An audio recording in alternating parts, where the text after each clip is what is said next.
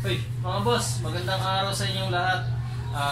Busy ako ngayon kasi tomorrow may biyahe kami ng family ko, long drive. Pupunta kami ng Bataan. So, hinahanda ko tong sasakyan na to para sa biyahe namin is wala kami magiging problema. So, ano-ano ba yung mga hinahanda ni Jeep Doctor pagka ganyan meron siyang long drive? So, yun yung blow patch. Ano yung blow patch? So, panoorin nyo yung video na to guys, maintindihan nyo kung ano ibig sabihin ng blow patch. Tapos, konting explanation na rin sa bawat meaning ng blow patch na yun. B is for battery. So guys, importante ang battery sa sasakyan natin. First, unang-una sa charging sa starting ng sasakyan natin.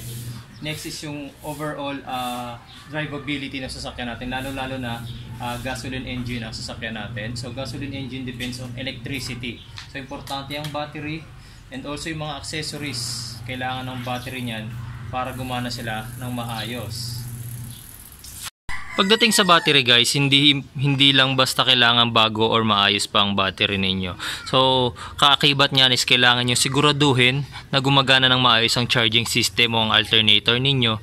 Kasi kahit bago pa ang battery ninyo, kung hindi naman nagkakarga ang alternator nyo, in the middle of your trip, bigla na lang titirik ang sasakyan nyo kasi naubusan ng power ang battery kasi lahat ng electrical component ng battery ng sasakyan nyo is kumuha ng power sa battery instead na dapat ay kumuha siya sa alternator. So kapag nag-check ng battery, better guys check nyo rin yung charging system. So meron akong video kung paano nyo i-check ang charging system niyo and yung battery. Ito yung link, yung video na tinutukoy ko.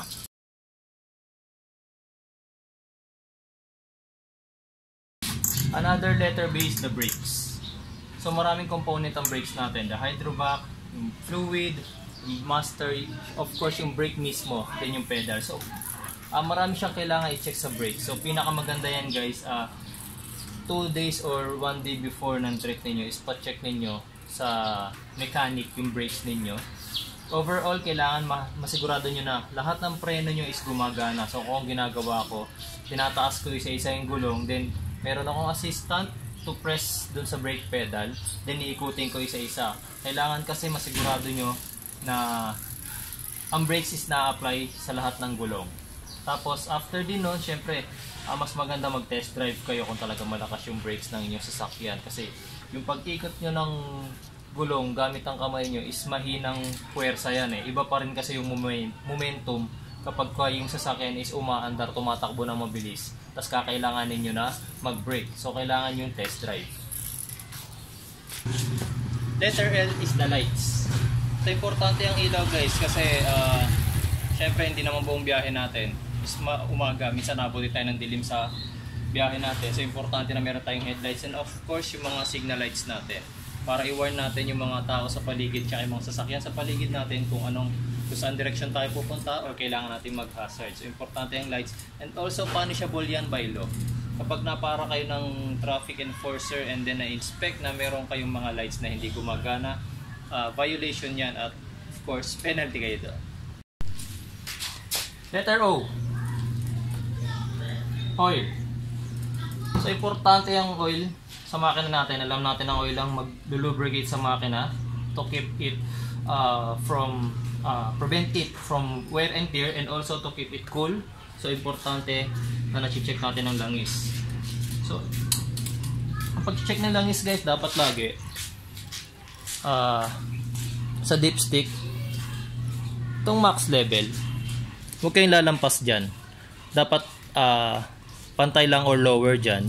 Then sa minimum level naman, wag din kayong bababa pa dyan kasi kapag lower na ang level ng langis ninyo, kakapusin na siya sa supply ng oil. Okay, so always in between lagi ang level ng langis dapat kapag nag-check kayo. Tsaka ang pag-check ng langis guys, hindi lang yan ginagawa during long trip. Ginagawa yan every time nagagamitin nyo yung sasakyan ninyo.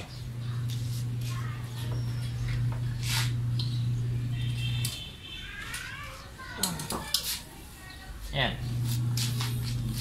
Ito yung level ng aking oil. Nandito siya. Ayan o, makita nyo na. So ganyan ako mag-maintain ng oil. Hindi ko nilalampas sa maximum level. Hindi ko naman pinabababa sa minimum level. W is the water. So water, water ng radiator, ng reserve, and also water ng wipers natin. So importante yung water lalo sa cooling system natin. Make sure na puno lagi ang laman ng radiator natin ay nasa tamang level yung ating reserve. And also kapag nag-check tayo guys, hindi lang tubig, ang level ng tubig na i-check natin. We also need to check yung may kinalaman sa cooling system natin like hoses, radiators. Check nyo kung meron siyang leak. So kapag may nakita kayo na nagli-leak na yung hoses niyo or yung mismong radiator nyo may butas, much better ipagawa nyo muna yan kasi during a long trip tapos nagkaroon na ng uminit na yung makina nyo, tapos nagkaroon na ng build na pressure sa loob ng radiator, yung mahinang patak na yun is may possibility lumakas. So kapag naubusan ng tubig ang radiator ninyo, mag-overheat ang makina nyo, titiri kayo sa kalsada and ruin na yung inyong long trip. Letter F is the fuel. So kapag long trip guys, inuugali ko na lagi ako naka full tank. Bakit? Kasi hindi natin masasabi kung kailan bababa yung level ng ating fuel. So hindi rin natin masasabi kung nasa ang area tayo kapag nangailangan tayong magkarga ng gasolina. Lalo na kung nasa liblib na lugar tayo or for example nandun tayo sa lugar na expressway. Tapos alam natin kung gaano kalalayo ang mga gasoline station. So for example, bigla kayong tumirik sa gitna ng expressway dahil nawalan kayo ng gasolina. So ang layo pa ng tatakbuhin ninyo or lalakarin ninyo para lang makabili ng gasolina. So much better guys, for every long trip mag full tank na lang kayo kasi para hindi rin maabala yung biyahe ninyo. Another letter F guys is the fluid. So meron sa sasakyan na to, brake fluid lang ang additional ko kasi wala naman akong power steering. So kapag may mga power steering kayo, of course kailangan meron kayong at check nyo yung level ng reserve nung power steering and also nitong brake fluid. Dapat lagi yung nasa maximum level, and also check din also for the leaks. So importante na masigurado nyo na walang leaks yung power steering hoses nyo, and then yung brake lines nyo wala ring leaks. Then ugaliin nyo rin guys na magdala kayo ng extra fluids. For example, brake fluid and power steering fluid. Magdala lang kayo. Kasi importante yan na baka kasi sa biyahe nyo biglang magkaroon ng leak. So at least meron kayong dalang reserbang fluid. So makakapag-top up kayo kahit na nasa long drive kayo. Letter A is the accessories. So ano accessories na nakaka-apekto sa drivability and comfort ng driver and the passengers? Okay, so isa dyan is the wiper. So kapag biglang umulan tapos sira ang wiper ninyo, paano nyo i-wipe yung malakas na flow ng water dun sa windshield ninyo, diba? So isang malaking bagay na kailangan gumagana ng wiper. And also kung sasakyan nyo is kotse, meron kayong aircon. So kapag sobrang init guys, nakaka-apekto rin sa ako. Talaga na-apektohan ako ng sobrang init. Kaya kapag ganyan, sinisigurado ko na mayroong aircon. Kasi nga, yung sobrang init will affect yung driver's comfortability sa pagmamaneho, lalong-lalo na hindi naman tayo nakakatulog sa biyahe, diba? So yun yung pinakamahirap na part. Yung mainit na nga, tapos nadadaan ka pa sa traffic. So much better kung may aircon yung sasakyan nyo is make sure na gumagana ng maayos yung aircon at lumalamig siya. Another accessories pa nga pala guys is the dashcam. Of course, alam natin kung gaano ka-importante at kalaking tulong sa atin ng dashcam, kaya maganda is to make sure din na gumagana ang mga dashcam natin. Front dashcam and rear dashcam is very important. Letter T guys is the tires. So importante guys na ang gulong natin is unang-una nasa tamang pressure. Hindi pwedeng sobrang tigas niyan, hindi rin pwedeng sobrang lambot. Kasi any of the two situation will cause na mag-damage yung tire o kaya sumabog siya along the trip. Tapos inspect nyong maigi yung tires. Kung meron siyang deep cuts, cracks, or any damages na pwedeng maging reason ng pagkasabog niya during your trip. And also guys, hindi lang dapat apat, sa sasakyan natin hindi lang dapat apat ang gulong. Syempre of course, kailangan meron tayong isang reserve tire. So yung reserve tire na yon guys, dapat we make sure na of course hindi siya sira, hindi siya flat. Syempre maayos siya. In case na ma-flatan kayo ng gulong, meron kayong pamalit. Kasi kung yung dadalhin yung reserve tire is flat din, so very nonsense. Kumbaga parang walang kwenta na nagdala kayo ng isang reserbang gulong na flat din. And also, check nyo yung expiration ng gulong. So meron ako isang video sa YouTube kung paano nyo malalaman yung expiration ng gulong. And kasi Kung matatandaan nyo, meron akong video na in-upload nung time na papunta kami ng Bulacan, sumabog bigla yung gulong ng kotse namin sa likod. Napakakapal pa ng gulong, tapos magandang brand naman siya, it's a Goodyear. Kaso sa sobrang tanda na ng gulong, yun, sumabog yung gulong na yon, tapos as in wasak na wasak siya. Pero kung titignan nyo sa tread marks ng gulong, pwede ko pa nga masabi na 90% pa yung tread life ng gulong na yun eh. Pero hindi porket maganda pa yung tread o makapal pa yung tread life ng gulong is pwede pa siyang gamitin. So much better check nyo expiration, kasi important yung expiration pagdating sa gulong.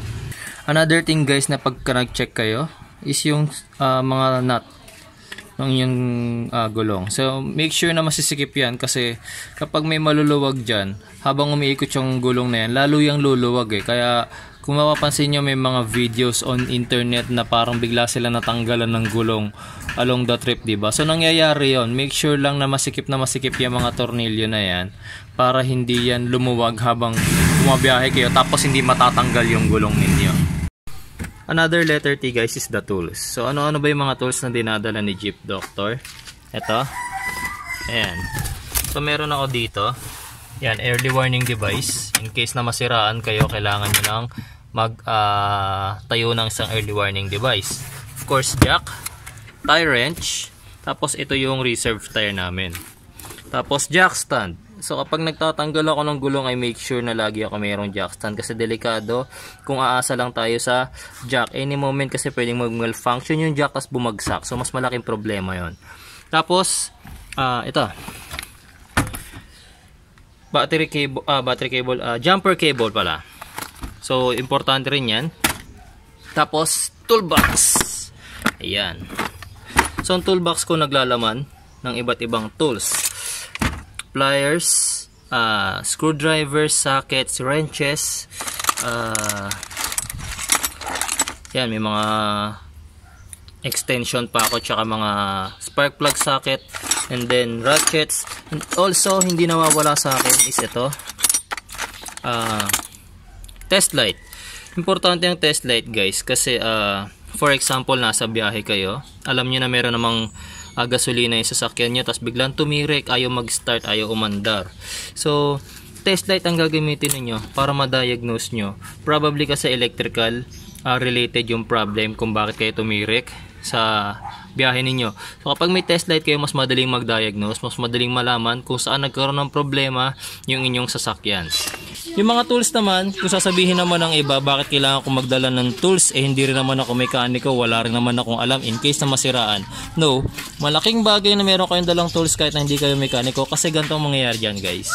For example, tumiri kayo sa gitna ng kalsada, and nasa liblib na lugar kayo at wala kayong ibang mahinga ng tulong kundi hihingi kayo ng tulong sa trusted mechanic nyo. So pwede nyo siyang tawagan, then sasabihin niya sa inyo kung ano yung mga kailangan nyo i-diagnose, kung ano yung mga kailangan nyo i-check. Ngayon gagamit kayo ng tools. Kapag wala kayong dala na kahit na anong tools, hindi kayo matutulungan ng mekaniko na yun to diagnose yung problem. Kaya ako, minsan may tumatawag sa akin, "Sir, ganito nangyari, tumiri kami. Ayaw umandar na sasakyan." "O sige, buksan mo to, tanggalin mo yung gantong klase ng nut, ganto ganyan." "Sir, wala akong dalang tools." Paano kita matutulungan? Wala kang dalang tools, hindi mo naman pwedeng kamayin yan, hindi mo pwedeng kagatin, di ba? So importante guys na meron kayong dalang tools, kasi yung help pwede nyo makuha sa phone, pero yung actual troubleshooting kayo ang gagawa nun. Kahit na hindi kayo marunong sa sasakyan, tuturuan kayo ng mechanic nyo on phone. Letter C guys is the cleanliness. So ano yung cleanliness na tinatawag ko? Kailangan ba bagong hugas yung kotse bago kami bumiyahe? Yes, pwede rin naman ganon. Pero ang pinaka-importanting bagay dyan guys, yung cleanliness is lalong-lalo dito sa windshield. Ayan. So any dirt na nasa windshield nyo will block or makaka-reduce sa visibility niyo sa driving ninyo. So windshield, windows, of course pati yung rear ninyo, importante na malilinis yung mga salamin na yan. Kasi lalong-lalo na kapag tulad yan, ganyan siya kadumi, tapos umulan, magpuputik yung buong windshield din nyo. So maganda malinis yung sasakyan ninyo. And also, mas maganda kasing tingnan kung malinis yung buong sasakyan. Letter H guys is yung horn.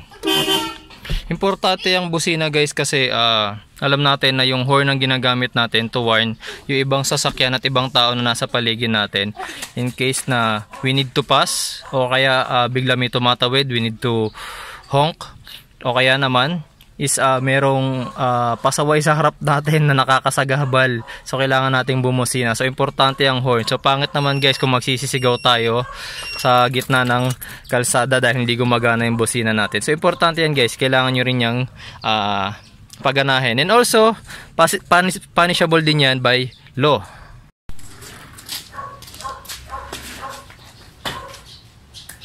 Last letter is yung letter S. S stands for yung self natin, yung sarili natin as a driver. So importante na nasa kondisyon yung driver bago siya bumiyahe ng long trip. So lalo na sa kondisyon natin, kailangan wala tayong sakit, wala tayong hindi masama ang pakiramdam natin. Sa kondisyon ko tulad ko, for example ako malabo mata ko. Yan dumating yung time na babiyahe ako tapos bigla masira yung salamin ko. So hindi ako pwedeng bumiyahe nang wala akong salamin. Makakapag-drive ako during daytime without my eyeglasses, pero pag dumating yung time na dumidilim na o kaya kahit daytime pa tapos bigla namang umulan, so malabo na nga yung mata ko tapos nadagdagan pa ng blurredness ng water yung windshield. So kailangan ready ang driver sa long drive. Importante yan. So kapag sobrang long drive talaga ang ginagawa ko, kasi ako marunong ako mag-drive tapos yung asawa ko marunong din mag-drive, ang ginagawa namin pagkapagod na ako, palitan kami. Kasi importante na yung driver is always nasa kondisyon pag nasa long drive. So kapag talagang sobrang haba ng biyahe nyo, magsama kayo ng isa pang tao na marunong pa mag-drive para in case na mapagod yung driver o makaramdam ng antok, pwede siya makipagpalitan doon sa kasama niya. Guys, ito nga pala yung mga additional things na hindi nawawala sa compartment ng kotse namin every time na babiyahe kami. Extra water in case na magkaroon ng leak sa radiator. Kunyari nasa gitna ng biyahe doon nagkaroon ng leak, so hindi natin masasabi yan eh. Kaya importante magandang handa tayo. Meron kayong dalang tubig, tapos kapag may nadaanan kayong gasoline station, refill nyo ulit yung lalagyan nyo, lagi siyang pupunuin. Next is yung mga fluids and oils nyo. So nagdadala ako lagi ng extra oil. So same reason, in case na sa haba ng biyahe nyo biglang nagkaroon ng oil leak sa makina ninyo, pwede nyo salinan ng langis. Hindi na natin kasi pwedeng hayaan na tulo ng langis. Kahit nasabihin natin na chinek natin yan, wala namang tumutulong langis. Kaso in the middle of the trip nagkaroon ng oil leak, so mahalaga meron kayong dalang langis. And also brake fluid. So yun ang wala ako, kailangan ko bumili mamaya ng brake fluid. Tapos brake and clutch fluid na kasi yon. And also yun nga, tulad na sabi ko kanina, kung may power steering yung sasakyan nyo, maganda bumili kayo ng power steering fluid. So ito kasi sasakyan na to, manual naman yung steering nito, so wala akong power steering. So yun lang guys yung extra things na dinadala ko rito sa compartment namin. Mga boss, paalis na kami ngayon. At last thing na lang, tsaka yung pinaka-importanting bagay na gagawin nyo every time na maglo-long trip kayo. Actually hindi lang siya kapag ka maglo-long trip kayo, every time na magdadrive kayo is lagi yung magdadasal. Kasi pinaka-importante guys na humingi tayo ng protection galing sa ating Panginoon. Kasi yung protection na kaya mong ibigay sa sarili mo, sa pamilya mo, sa mga pasahero mo, sa sasakyan mo is limited. Limited kasi let's say maingat ka magmaneho. Pero yung protection na kayang ibigay sa iyo ng nasa itaas is unlimited. Kahit gaano ka kaingat, kung yung nasa paligid mo ay hindi maingat, diba? So importante yung pagdarasal bago tayo bumiyahe. Humingi tayo ng protection, humingi tayo ng guidance, pagdasal natin yung buo nating pagbiyahe. Yun yung pinaka-importanting bagay na hindi natin dapat kalimutan. Okay guys, so have a safe trip and always pray. Thank you guys.